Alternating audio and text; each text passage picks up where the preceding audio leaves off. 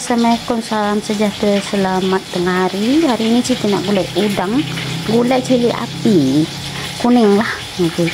Ini setengah kilo udang kita guna. Bahan lain, lada besar solok ni 2 batang serai. Kalau tak ada boleh guna yang merah lah. Setengah kilo santan lah, santan cair. Ini bahan kisar, 3 biji bawang merah, 3 biji bawang putih, 1 besar lada besar merah, 3 biji cili api. Bahan ni perlu dikisar. Dan ada kunyit. Kalau kunyit hidup ada, boleh guna kunyit hidup.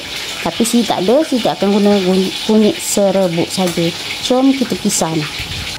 Okey, dah kisar, boleh masukkan toyok. Kisar tu masukkan sedikit air lah. Boleh pasang api. Dan masukkan sedikit air, juga santan. Okey, Siti dah masukkan santan, sedikit air dan juga sebut kunyit. Masukkan serai itu tadi. Kacau rata. Api jangan terkuat nanti dia betul-betul. Kacau. Lalu masukkan lada solak. Ni cara Siti ya. Ada orang dia masukkan air banyak, kita masuk sikit air sebab Siti tak masuk bahan keras. Boleh masuk terus udang. Bismillah. Udang ni Siti dah bersih ya. Dah cuci, dah buang semua benda dia. Dan biarkan dia mendidih. Dah masak udang lah, boleh api. Jangan lupa masukkan sedikit garam, sedikit aji. Siti tak taruh gula. Itu je.